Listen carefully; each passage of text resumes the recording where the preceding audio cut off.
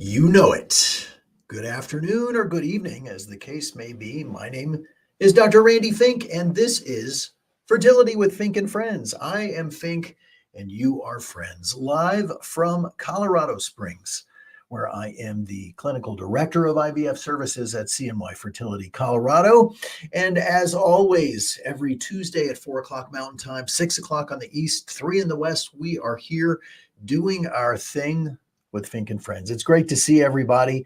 Let's see who we've got joining. We've got a couple of different, as always, Instagram feeds. We've got mine right here, Randy Fink MD. We've got CNY Fertility right there. And oh gosh, look at there. It looks like Facebook is not streaming at the moment for some reason. I wonder why that is. Edit Facebook. Well, not sure. Save changes. All right. Well, Facebook may not be here with us today, but normally Facebook, LinkedIn, YouTube, we got you right here. But it's great to see everybody. Let's see who's joining us. I saw that Rosa SD was number one. Thank you for being here as always. Hello to Emily, Simona, VXO, Sarah, Journey with IVF, Emily Wynn, good afternoon. Ziamara Jordan, hey to Lindsay K. Abe, Harleen, Ula, Emily says, hi, Dr. Fink. It's great to see you. Rainbow, love Kira Smith. Let's see, Brittany, DM Zine, I think that says, Journey with IVF says, I have 3 untested donor egg embryos in the first transfer was successful. What are the chances of having a second? Chances are pretty good. I'd say that's actually good deal over here on my Instagram side. Looks like number 1 was Shine X with a Roman numeral after that, so forgive me for not saying it right. And of course, Angelina Foxy, the best nurse practitioner in all of Minnesota. Hello to Jenny, Ashley, hey to Shine, Equestrian, good to see you. Mrs. E. Villarreal. Equestrian says, if I don't plan on transferring until my January cycle, should I wait until November to start suppression, or can I start with my October cycle? So if you are doing suppressive therapy for endometriosis, the data shows us that the best results are going to be if you do the suppression and you go right into your embryo transfer cycle after that. So what I would do is I would do my 60 days of suppression, and then from there, stop your Orilissa one day, and the next day, start on your estrogen if you're doing their medicated cycle. So going directly from suppression into a cycle seems to provide us with the best results. Hello to Christina. Let's see, Zoe Davis, a special hi to Brandis, our nurse practitioner here in Colorado Springs. Shabnam, thank you for being here as always. And yes, Ashley, 5 p.m. Central I always skip that. I always say 4 p.m. in the mountains, 3 on the west and 6 on the east, and I skip the central time, which is a very important time zone where I will be later on this week going to visit the Bama gal and the Bama guy. That's my mom and dad in beautiful Mobile, Alabama. I am going late this week, and Dr. Faruqi will be here in Colorado Springs. Lauren Fitness says, happy you're here. Thank you very much. I want your opinion about ICSI. So ICSI is intracytoplasmic sperm injection.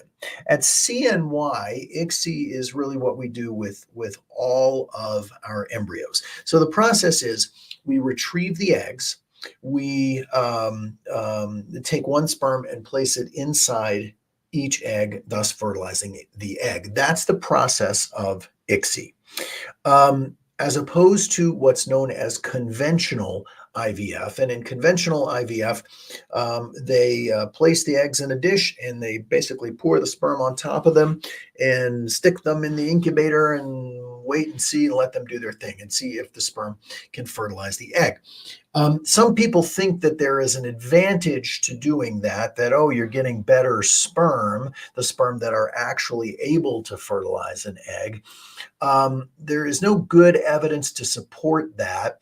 And in fact, the problem is that if an egg doesn't fertilize, and then you have to do what's called rescue ICSI, which is where then you take the sperm and you place it inside the egg. Then on its day one, you end up with significantly poorer results with the fertilization. So therefore, we don't charge any extra, and we ICSI is considered part of the IVF process. Let's see. H. Shu says, does NAC increase FSH levels? NAC is N-acetylcysteine. Does it increase FSH levels? No, I can't see a mechanism by which that would be the case. Hi to Michelle Marks and to Molly Maroney. I have had 2 blighted ovums with genetically tested normal embryos. What would be the reason for this, and what should I change? I have 2 genetically normal embryos left. Well, that is a very frustrating problem. So let's talk about what that means, because you hear that terminology sometimes, a blighted ovum. What is a blighted ovum? Well, basically, it's a form of a miscarriage, and when we look with an ultrasound, what we see is a sac inside the uterine cavity generally without an embryo in it. So it would be what's known as an anembryonic pregnancy. So from the standpoint of the PGT testing. So PGT, pre-implantation genetic testing, what we're doing there is that we're taking a sample of cells that come from the placenta. That portion of the embryo is known as the trophectoderm. So they're doing a trophectoderm biopsy. They're taking a few cells from what will become the placenta, because they're not actually biopsying the baby, right? They're not taking a piece of the baby, they're taking a piece of the placenta. And so one of the downfalls to PGT testing is that you can have a normal placenta, but have an abnormal baby. And that's one thought as to a reason why some PGT tested embryos end up miscarrying anyway. Now, there could be other reasons, because when we're doing PGT, we know that we're looking for they're testing the placenta part. That doesn't tell us anything about, well, what's happening inside the embryo itself. It doesn't say anything about the millions of little biochemical equations that are happening, all the little reactions that are taking place, all the things that have to line up correctly in order for that embryo to be able to continue to grow. We can't really say anything about that. All we say is that, well, the chromosomes or the genetics from the placenta are normal. So the thinking there probably, my friend, is that you had a biopsy of the placenta that was normal, but the embryo itself, or the portion that we call the inner cell mass, was abnormal. And that is a very unfortunate and frustrating thing, especially when you went to the trouble of doing the PGT testing. And so then you find, well, gosh, the embryo didn't work anyway. What can you do differently? Well, there's really not anything you can do, because it's a factor that's associated with the embryo itself. And that embryo is already made at this point. So certainly I would say that if you were going into another IVF cycle to make more eggs and to make more embryos, I would focus everything we could on trying to improve your egg quality so that you make more normal embryos. But the embryos you already have there, as long as the embryologist feels confident that as that embryo is thawed, when they look at it, that it has a normal appearing inner cell mass, then you go with that embryo. Now, as it happens, embryo grading, when we look at the embryo grading, there's a number and there are 2 letters, like A4AA. Well, that first letter is referring to the quality or what they see under the microscope, some features associated with that inner cell mass. The second letter has to do with the outside part, the trophectoderm, the part that becomes the placenta. But it would be nice to know that that is an A graded embryo, because then that says that at least as far as what they could see under the microscope, everything in that inner cell mass looked ideal.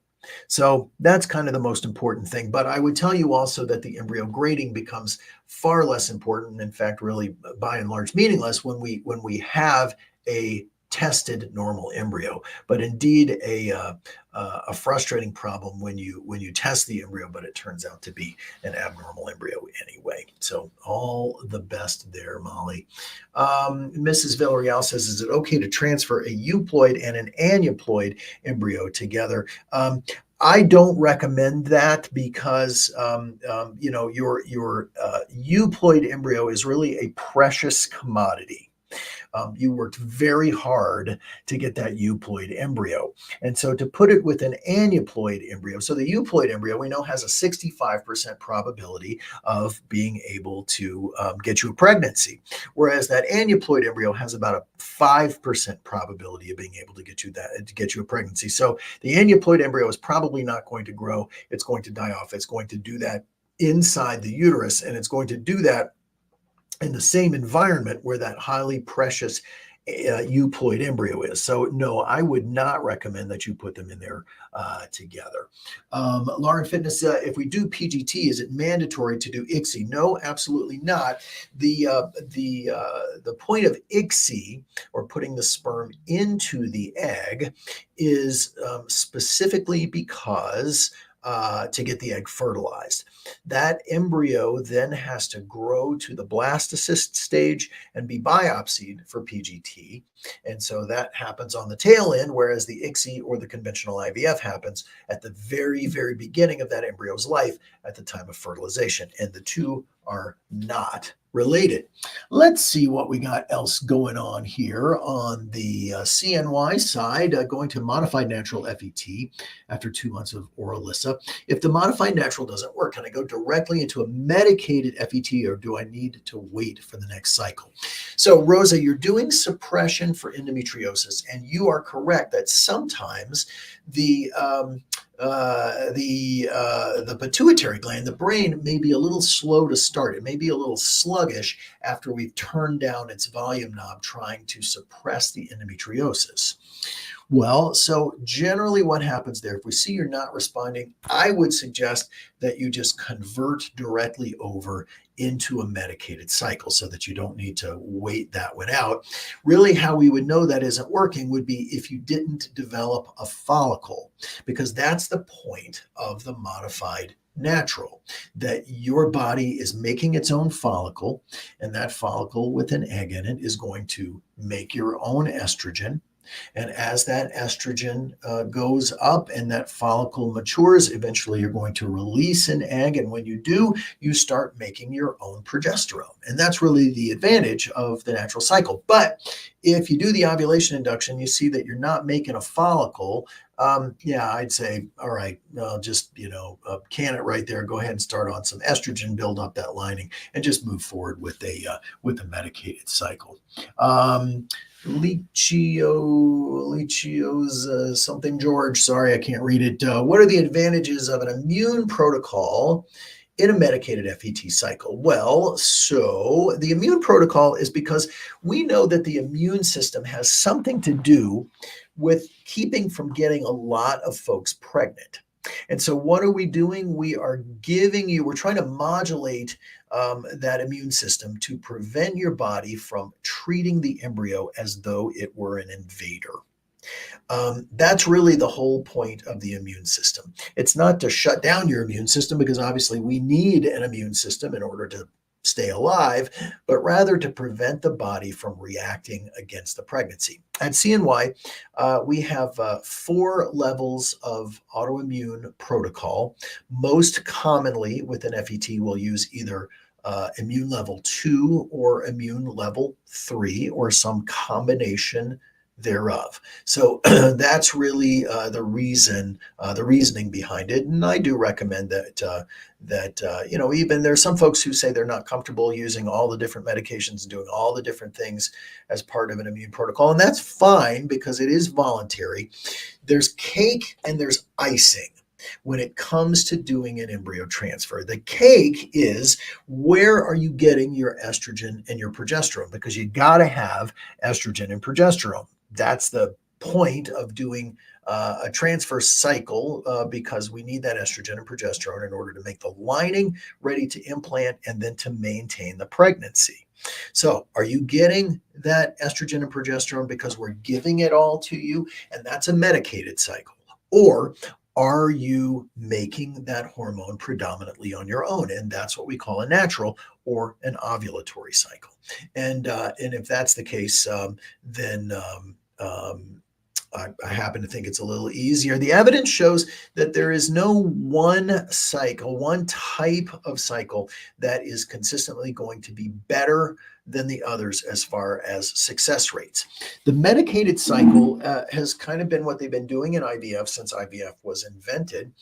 There's a lot more attention paid now to the natural cycles because, like I say, it is just a little bit easier on your body. There's also some evidence that shows us that there is a lower risk for certain types of pregnancy complications later on, and that would be specifically things like blood pressure complications and babies that become large for gestational age. So basically having an oversized baby, and potentially lower risk for miscarriage using the natural cycle. But the reason that most people pick medicated versus natural is because in the medicated cycle, you have to do a progesterone in oil shot. It's a big injection that goes in your butt. Most people don't like it very much, and you don't have to do that with a natural or a modified natural cycle. Cake and icing. You can have cake without having to have icing on it, right? I happen to like icing on a cake. There are some people somebody gave me a cupcake yesterday. I got a very special cupcake yesterday, actually. It had a really wonderful strawberry icing on it. And as I was eating this cupcake, I was thinking to myself, there's some people who don't like icing on their cupcakes. I don't understand you. I don't understand that sort of person. But so to me, I like having the icing. You can eat the cake without the icing. As long as you're getting the estrogen and progesterone from somewhere, you don't have to have the immune protocol with it. But you know what? I think it tastes a little better if you do. Hey to VXO from Florida, my old stomping grounds.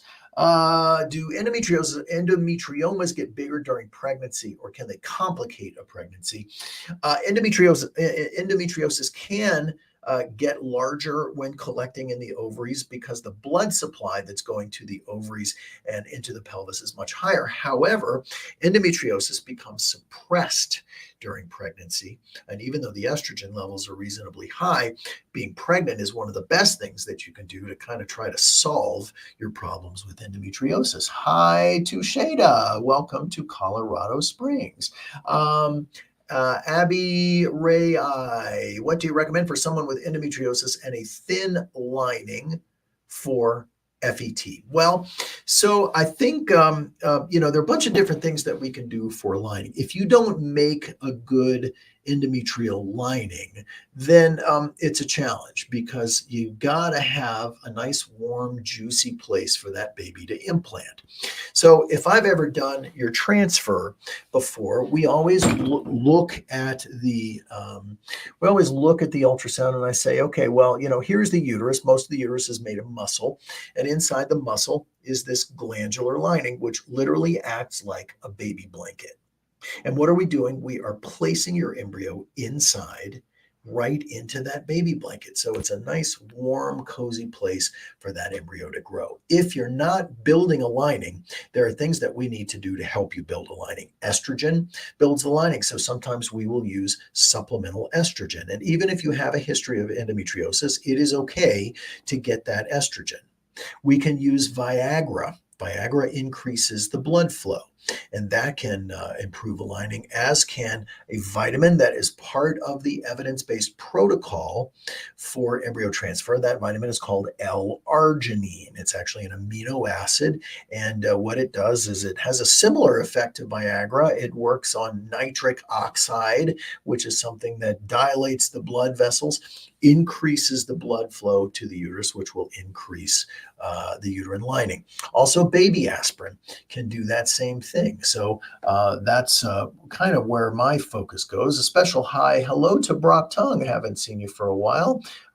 Sydney Sweeney, good afternoon. Faith Houston says we had one embryo make it to blast, last egg retrieval, went right into our second with Omnitrope, hoping to do a fresh transfer this time. Should we do a day 3 or a day 5?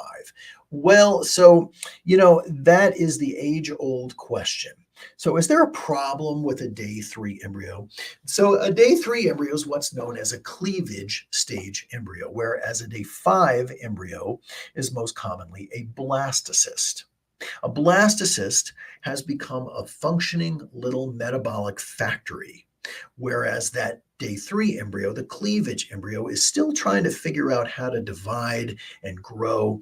We don't know whether that day 3 embryo is going to continue to grow. We don't know whether it will live to survive inside of you. If an embryo has grown to the blastocyst stage, then we know it has a higher probability of being able to get you a pregnancy. And since we are, after all, trying to get you a pregnancy, if you grow your embryos to blast to day 5, it means that you will have fewer unsuccessful transfers. If you transfer on day 3, however, you might choose to do that, transfer on day 3, in the case of a limited number of embryos. Because if we're limited in the number of embryos, at the end of the day, we feel at CNY that we would rather see that embryo going inside of you than an embryo potentially dying in the laboratory. So day 3 or day 5, our usual protocol is that if you have 4 or fewer embryos, that you freeze or transfer on day 3. And if you've got 5 or more, then you push them to the blastocyst stage. That's a safe way to do it. Now, if you're going to do multiple retrievals and end up with a whole bunch of embryos, you can always stop at day 3 and then thaw them later and grow them out to blast. That's absolutely an option as well. So Faith, should you do day 3 or day 5? I think it's going to depend on how many embryos you have and on what your tolerance is for unsuccessful transfers. Hope that makes sense. Ali Den says, what treatment would you recommend to someone who's had MCAS and has done 4 rounds of failed IUI and the last one having a bad allergic reaction? Someone who has MCAS, MCAS, I am not sure what that is off the top of my head. It's not ringing a bell. But if you've done IUIs in the past and they haven't been successful, I don't necessarily consider that a failure of fertility treatment. Because in the best case scenario, an IUI gets you approximately a 9% probability of pregnancy, 9% per cycle, which means that in order to be theoretically at a 90% probability of pregnancy, you'd have to do 10 IUIs. That's a lot of IUIs. And I can't in good conscience recommend people do that. There's some data that shows us that after 5 IUIs, you are no more likely to conceive than if you were having home intercourse alone. But even to me, doing IUI 5 times is a lot. If it hasn't worked after try number 3, usually I'm suggesting that we move on to something that's going to be considerably more effective, more successful, because the goal is here not to be a hero. The goal is let's get a baby, right? Let's see, back to my Instagram over here. Nate's wife, Kayla, says, when should you start the L-arginine for a modified FET? Good question. I like you to be on that L-arginine for the month prior to your embryo transfer. The truth is that honestly, even if you are just on it during the transfer cycle, using it as though it's one of the medications for embryo transfer, honestly, that probably does the job as well. However, if you can start it the month before, I think that's a good plan. You help me there to segue into an important thing about a little book that I wrote called The Vitamin Victory. That is an ebook that is available through my link tree, which is linktr.ee/Randy Fink MD. It is also the link that is on my Instagram bio, and that's at Randy Fink MD. It's a $7 ebook that includes a discount code that'll save you about $20 for the whole evidence-based protocols on egg quality, general fertility, whether you're trying at home or doing IVF or doing IUI, those with a diminished ovarian reserve, that for embryo transfer, and also for sperm quality. So take a look at the Vitamin Victory. I think it's a worthwhile little reference to have there. Ashley asked, why does vitamin D3 need to be taken with K2? So it doesn't have to be. Many formulations of vitamin D3 are with vitamin K2. Why is that? Because vitamin K increases the absorption of your vitamin D. In fact, there are some studies that show us that it doubles the absorption. So let's say that you were just taking a vitamin D supplement alone, and let's say it was 3,000 units of vitamin D. Okay, well, on my list there is a liquid. It's drops, and one drop is 1,000 units. So if you were to use the same 3 drops of vitamin D3 with K2, it'd be the equivalent of taking 6,000 units of vitamin D. So you just absorb it better. It works better in the body. Now, the other interesting thing about vitamin K2, they've known a long time that vitamin K increases the absorption of your vitamin D, but what else does it do? There was a big study in the functional medicine world and the anti-aging community that's called the Rotterdam trial. And in the Rotterdam trial, some wise person said, well, all right, we know that we use this vitamin K to improve the absorption of vitamin D. What else is it doing? Is it harming anyone? We've been doing this to improve D3, but it doesn't have an unintended consequence. Well, the unintended consequence was not a bad thing at all. It decreased plaques in the coronary arteries in the heart by 50%, and it decreased cardiac death by 50%. So the day I read that study was the day I started using D3 and K2 because, let's just say anything we can do for the old ticker is probably a good thing. Thank heavens, knock on wood, I don't have any significant heart problems except for a broken heart. But aside from that, D3 and K2 is probably a pretty good thing for you. Good question, Ashley. Thanks for that. Hi to Chop. Oh man, I love this one. Bibbidi Bobbidi Bog. I like it. What a great name. Hey to Heavenly Joy. Ori Fitness Doctor, please, ICSI. I think I answered the ICSI question. Jenny asks, if I don't have a regular period now, how do I do a modified natural FET? Well, so the modified natural, so different people use different terminology for these things. So terminology or modified natural, so in a medicated cycle, we're giving you the estrogen and the progesterone.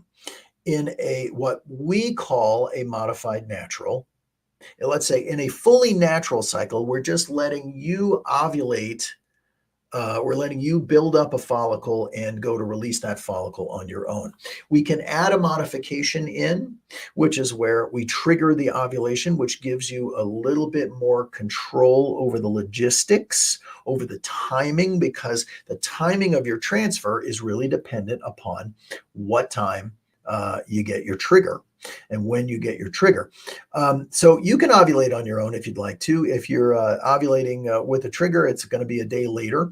And so that's okay. But what we otherwise really call modified natural, in most cases, we're doing ovulation induction with it. We're going to make damn sure that your ovary is going to make a follicle and release it. So if you don't have regular periods, it is not a problem because we will make sure that you are going to produce an egg and release that egg in a predictable fashion. So that is the very reason that that type of cycle with ovulation induction was invented. Good question, Jenny, and you are right on the money there.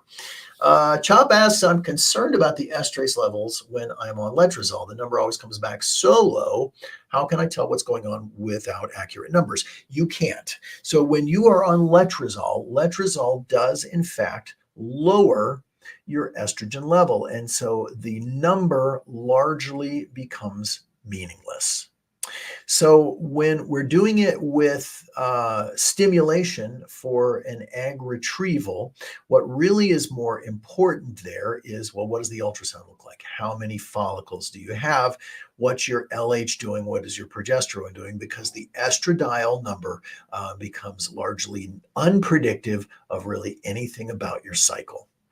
When it comes to using letrozole in a transfer cycle, like for a modified natural, the number has no relation to the success of the pregnancy, to the pregnancy rate, the live birth rate, or anything else. So we at CNY do check it, although there is no reason to really do so. So a low number is not important. What is important in that scenario is, did your lining get thick enough to be able to support a pregnancy? And for that, we look for a lining of about 7 millimeters.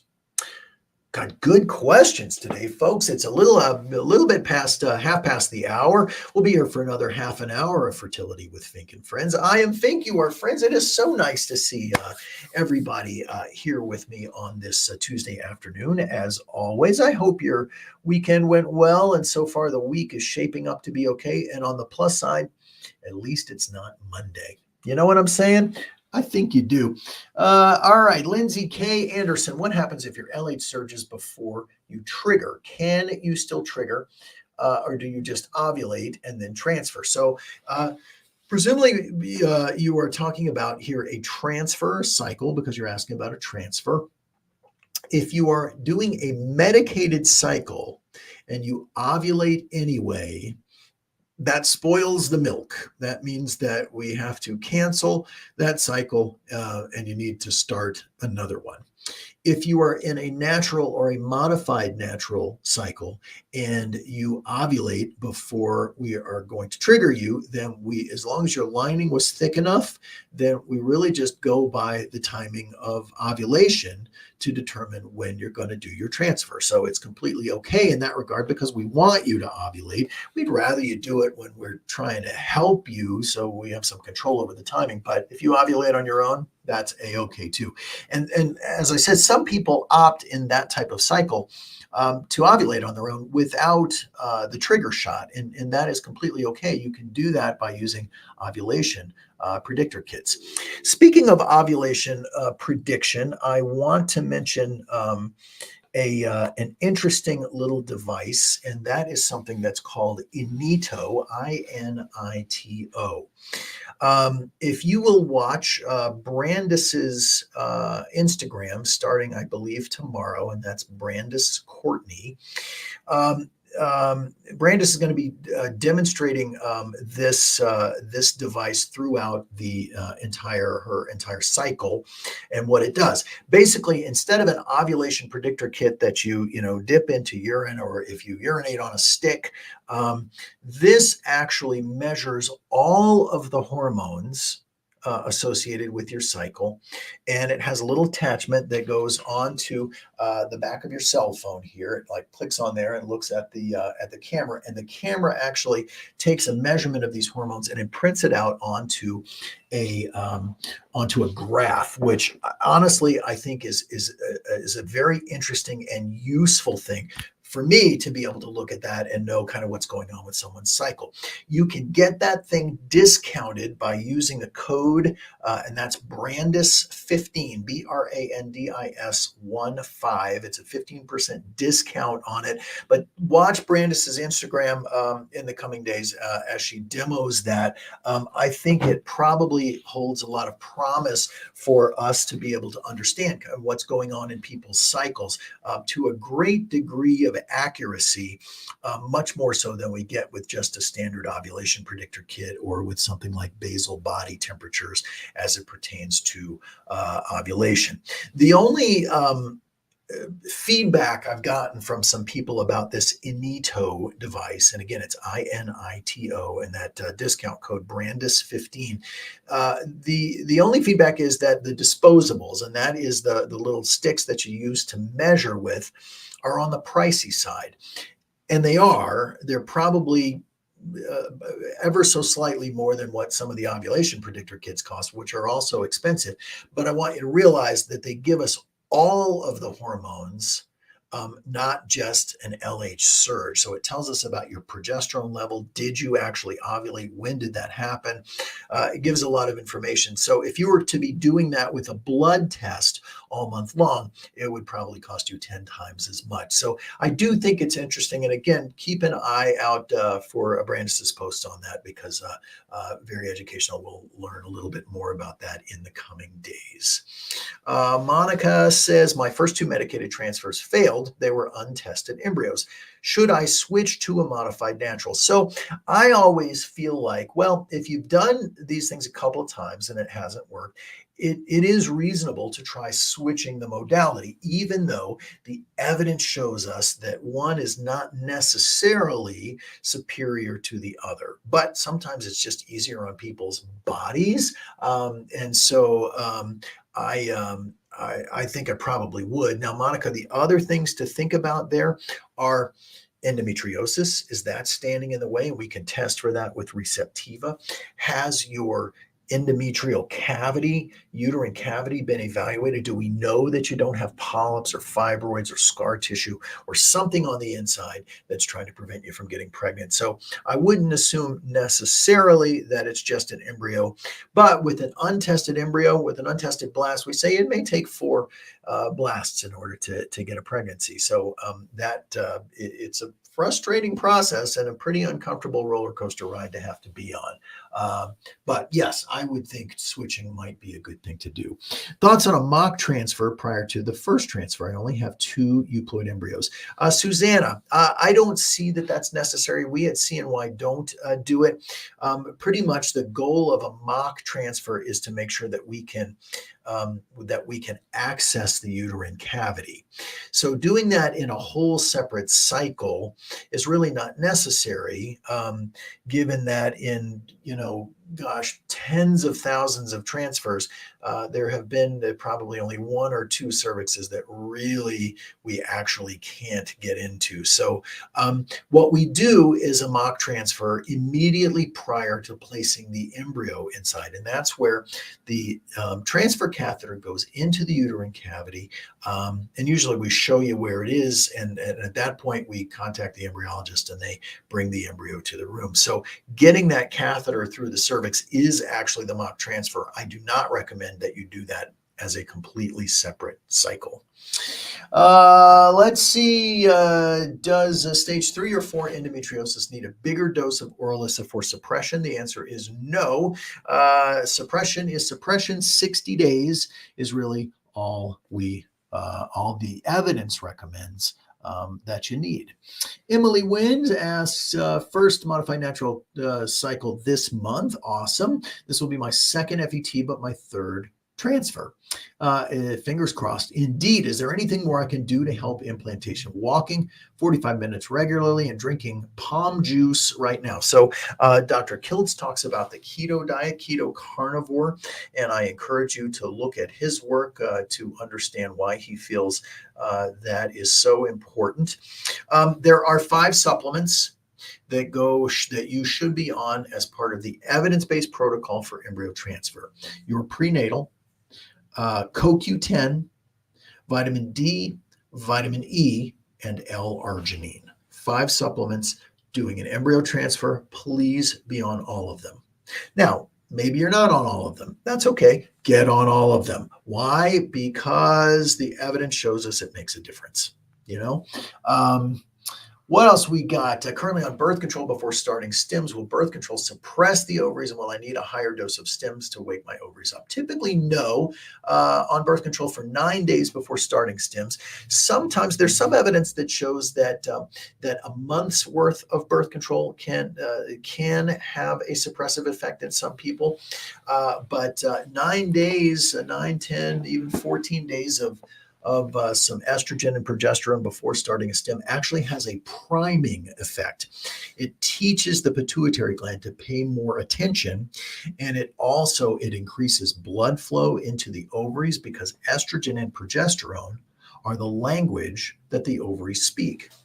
And the other thing it really does is that it helps to synchronize the growth of the eggs or the follicles in your ovary so that hopefully you'll be able to grow them during your stim at a little more of a synchronous pace. That is, they will grow together instead of being kind of all over the map in terms of size.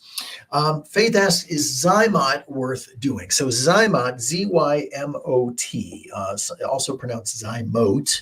I've always pronounced it Zymot. I think the correct pronunciation is in fact Zymote, but it is a $200 add-on at CNY. CNY doesn't I don't believe charge anything more than what they charge for the device itself. CNY doesn't mark it up. What does it do? This is something for sperm preparation. So under ordinary circumstances, partner provides the sperm. Embryologist or andrologist looks under the microscope, and they will select one sperm for each egg. And they will pick a sperm based on its progression, how it's swimming, based on how normal it looks, how strong it looks. So they're really trained and have enormous expertise in picking what looks to be a good sperm. Well, when you're using Zymo, what they do is that they take that same sample of sperm and they put it into a little cartridge. Basically, they put it into one side of a little obstacle course. And in this little cartridge, the sperm runs an obstacle course.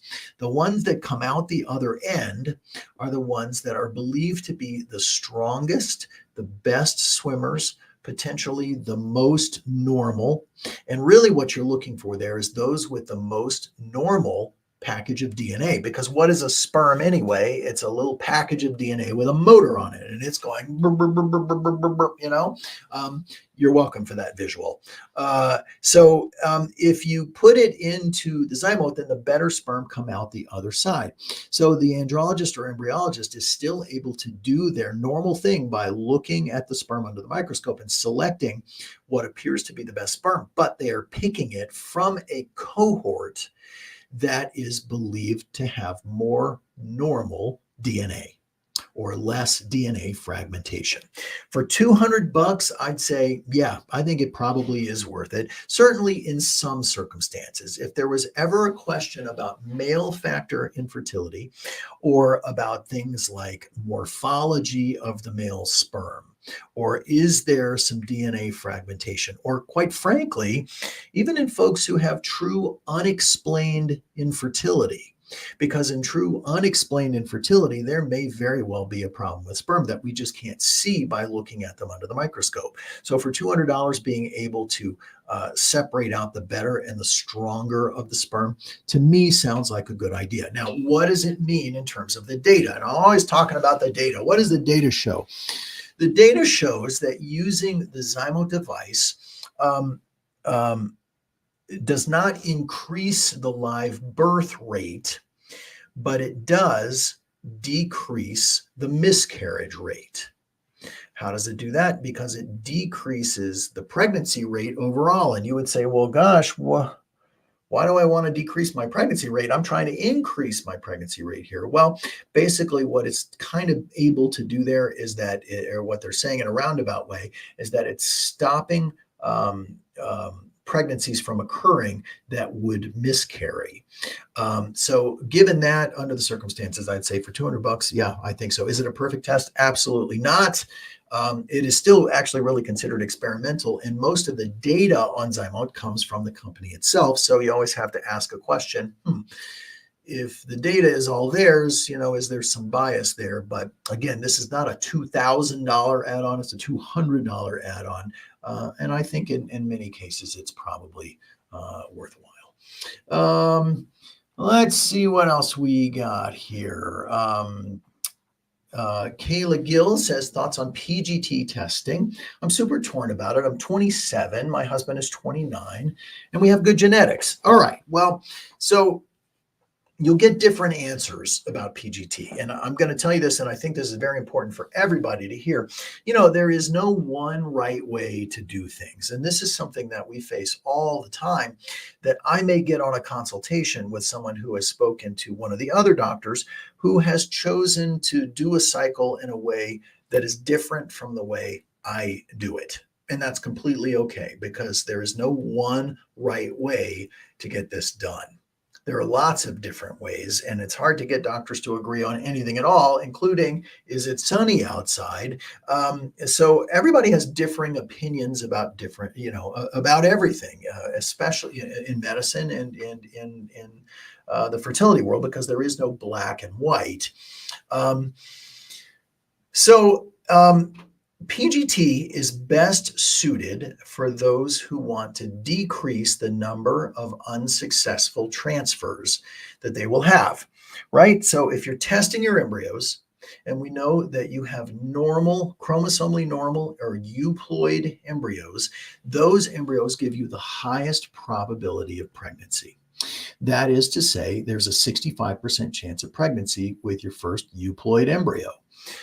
If you are 27 and you make a blastocyst, so let's say a day 5 embryo, and you don't test it, an untested blast, your untested blast at 27 years old gives you a 40% probability of pregnancy. So by doing PGT, you are increasing the chance of pregnancy per embryo by 25%. Now, you're adding cost to do that PGT testing because the lab charges for it, the embryologist charges to biopsy it, and you are going to lose some of your embryos because some of them are going to come back and say that they're not normal. Well, alternatively, you could do a transfer with that 40% embryo. You're going to be paying for an untested blast. You're paying for that embryo transfer if you're doing an FET. So, there's costs either way. At 27, many people would say, no, don't do PGT because odds are, you are going to make good embryos that, have a high probability of being chromosomally normal. Ultimately, the way that you judge that, I think, first of all, it's see how many embryos you get, because let's say something happens here and you get 2 embryos. I would not PGT test 2 embryos without a history of something else going on there, because you can put both those embryos inside you. They're either going to stick because they're normal or they're not because they're not. What PGT does not do is that it does not say, okay, we're going to put this embryo in you so that you can have a normal baby. You're like, what? What? Well, wait a minute. Everybody wants a normal baby. Of course we want a normal baby, but that's not what PGT is for. PGT is designed to separate out the embryos that are believed to be chromosomally normal. And it's not a perfect test like we talked about before. They're biopsying the trophectoderm, the outside part of the embryo, not the baby itself. But we're trying to find the cohort of embryos that have the highest probability of being able to get you pregnant. And that's what it's for. So if you got a whole bunch of embryos, then yeah, sure, it's gonna save you likely from some unsuccessful transfers. That's the most important piece there. Let's see here. Shada says, we did Zymot and got great results. Yes, Shada, you did get great results. We believed it really helped. And it may have, but I think also you were just on a really, really good protocol from a good doctor is just what I'm thinking. I'm just saying out loud. Okay, let's see. Ziamara says, I'm a patient of yours in Colorado and ready to start treatment. Excellent. Well, so if you're ready to start treatment, you just notify us through the portal. If you're a Colorado patient, it would be to Colorado Nursing, and just let them know. They typically answer those either that day or by the next day. If you are a patient in one of our other locations, Syracuse, Buffalo, Albany, if you're monitoring in Atlanta, if you're in Sarasota, you notify that individual office. And if you are one of our travel patients, you simply notify the global travel team. Let's see how long to wait for a new transfer after a miscarriage. This comes from CarBB1. There's no hard and fast rule about that. So once that miscarriage is over, and you have gone back to having a normal, regular cycle, or your beta is negative, you can proceed with a transfer. I like for people to have a normal period before they go into doing another transfer. So I don't recommend going directly from a pregnancy loss into the next transfer cycle. I like you to have a cycle between, or at least something where you bleed, where you slough off that lining, and your body's ready to start the next time.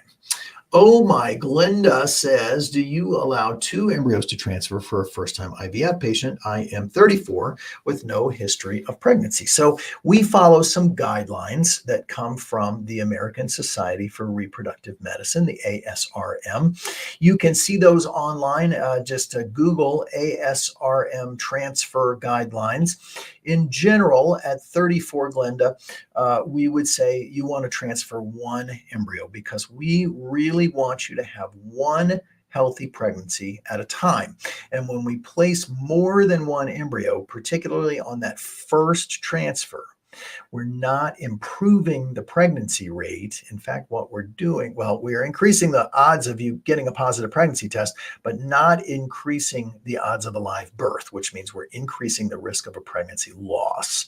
So having a multiple gestation like twins or triplets or anything else is a high risk condition that results in the potential for really bad things happening.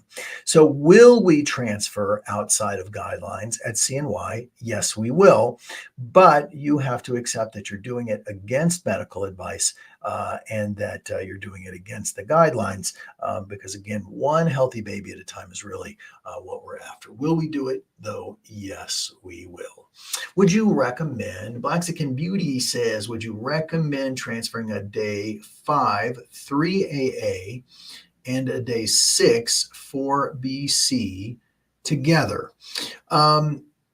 All other things, well, it also depends on guidelines there. So if you are 42, then I would say yes, you can transfer those together. And but if you are 35, I would say no, I wouldn't. I would just do that 3AA. We typically go with the prettier embryo, even though it doesn't necessarily correlate with outcomes. What else we got going on here? Does omnitrope cause cysts for some people? I have never had cysts, but had a big cyst after using omnitrope. No, it shouldn't. Omnitrope is human growth hormone, and we often use human growth hormone to help people with egg quality. It really shouldn't have any direct effect on the ovaries. Now, I've seen intraovarian PRP cause people to have cysts, but omnitrope chop there, I would think probably not so much. Let's see. Ashley says, I take the drops you recommend, 5 drops a day. That's exactly right, 5,000 units a day. Let's see. Rachel Rapp says, I follow your vitamin Victory for our transfers. Fabulous. And we are currently pregnant. From a transfer with you in August, 6 weeks and 3 days. That is fantastic. When do you recommend cutting back on some of the vitamins? So L-arginine is safe, but really once you have that positive pregnancy test, Rachel, congratulations, by the way, that's fantastic. I would just, at that point, all you need is your prenatal. And then I would start some fish oil, which is DHA or DHA and EPA. So prenatal and fish oil is all you need for ongoing pregnancy. You can stop all the other stuff. Congratulations. What good news. Christina asks, what are natural killer cells and how do they affect IVF outcomes? So we talked before about the different ways in which the immune system can modulate our response to pregnancy. And just like it sounds, a natural killer cell is a type of a white blood cell that comes in and kills things. It wants to gobble up things that are that it perceives as threats. There are some people who have elevated either levels of natural killer cells or an increase in their activity of the natural killer cells. You can test for NK cells. However, the testing is notoriously inaccurate because it may say you have a normal level, and the problem is not the number of NK cells, but rather what they're doing. Or it may say your level is high or low. It just doesn't really, the testing isn't so helpful. So, how do we treat NK cells?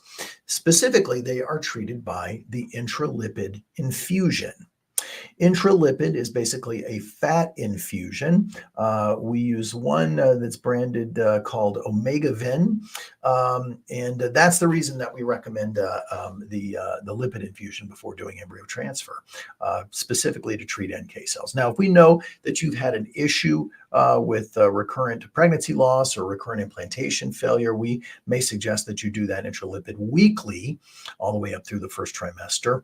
But even if you do one, for the general population, even if you do one around that time of retrieval, around that time of transfer, that I think is likely making some kind of difference, and there is some evidence to support that.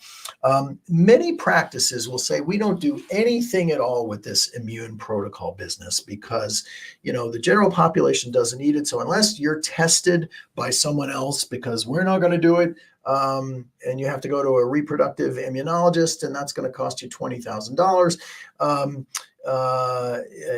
Unless somebody else has done this testing and found that there's a problem, we don't do anything with an immune protocol. We don't believe that here. We believe that some form of immune modulation is important, really, for everyone and just about in every circumstance. Okay, Jessica, let's see. No, that was... Shade is asking anyone here from Colorado Springs doing a stim this cycle. Who knows Crystal 39 with an AMH of 4.78. Now my last retrieval, but I got 15 eggs and transferred 2 euploids, but we're not successful. Do you think metformin and a high protocol will help for a second retrieval? Well, so with that AMH of 4.78, Crystal, I would say absolutely I would want you on metformin. Now, again, I don't want to be dispensing medical advice over social media when I don't know anything about your history, but in my practice, if you have an AMH that's greater than, let's call it 3, I do believe that metformin is helpful in decreasing the high estrogen environment that those eggs are living in. And so as a result, then we end up having better egg quality. With that AMH of 4.78, I expect that you're going to make probably a whole bunch of eggs. So no, I would not suggest a high dose treatment for you because then your body really gets into egg making mode. You end up hyperstimulated and you get a bunch of hyperstimulated eggs when really what we want is quality, not so much quantity. So metformin, yes, but high protocol, no. In fact, once we look and see how you performed in the last cycle, sometimes I'll even drop the dose. We go to a lower dose. Let's see. Tianaski, a large yolk sac, question mark, 5.5 millimeters at 6 weeks and 4 days. Well, once you have seen the heartbeat, we know that 95% of those pregnancies will continue on without having a problem. A large yolk sac which is a structure that is seen inside the uterus in a pregnancy, can be indicative of chromosomal issues. And since chromosomal issues are the most common reason that folks have a miscarriage, I would want to know in that scenario, have you seen the heartbeat yet? And I will keep my fingers crossed that the answer to that is yes. But is there anything left for you to do at this point? And I would say, nope, keep on watching that heartbeat tick and best of luck. All right, we've got just a couple more minutes here. Susie Q, I am starting stems during luteal phase to attempt to get all the follicles to grow at the same time. Any advice on success rates? Well, there are some people who really like a luteal phase stem. Usually, what I do in that scenario is that I start people on some priming. I do some estrogen and some progesterone, usually from cycle day 21. In my experience, starting a stem in the luteal phase gets us fewer eggs. There theoretically are two phases of follicular development, and so it may do the trick for you, but it's not something I typically do. But what I do is I use some estrogen and progesterone, which sort of puts the ovaries on pause, helps to synchronize that growth, and then we're still starting about 10 or 12 days after that. Mrs. Fletcher, what's the longest amount of time you can be on stimulation meds? Well, there's no specific number after which there are warning signs, but the ideal stim is between 9 and 12 days. Chris says, just removed a 5 centimeter cyst from my ovary yesterday. When can I start an IVF cycle? They wanted me to prime for a month before egg retrieval. When can I do that? I would say, probably recover from the surgery, get your period, and then kind of start your priming. That's the way I would probably handle that. Hey, folks, it's top of the hour. And boy, this one, just like all of them, they fly right by here. It is so nice to see everybody, as always, on this Tuesday evening's festivities. If this was your first time joining, please tell your friends. We really tried to be open to everyone. This is a great and wonderful supportive group. Thank you so much for supporting each other, for supporting me, and most of all, for supporting yourself, because the world is not a kind enough place. Any little random act of kindness that you can do for someone else is enough to potentially change someone's life. So think about that tomorrow. That may just be a smile at a stranger. Maybe that's picking up something that somebody dropped, whatever it takes to do something kind. Have love for everyone and the hope that tomorrow is a new day. Yesterday is but a memory, and the sun rises on a new day for each of us, each and every day. This whole fertility thing is not the journey of your life. It is but a chapter. It is not the novel, just a chapter. And what are we here to do? We're here to rewrite it. And we're here to do that together. So until next week, thank you so much for being here. I'm Dr. Randy Fink in Colorado Springs. Good night.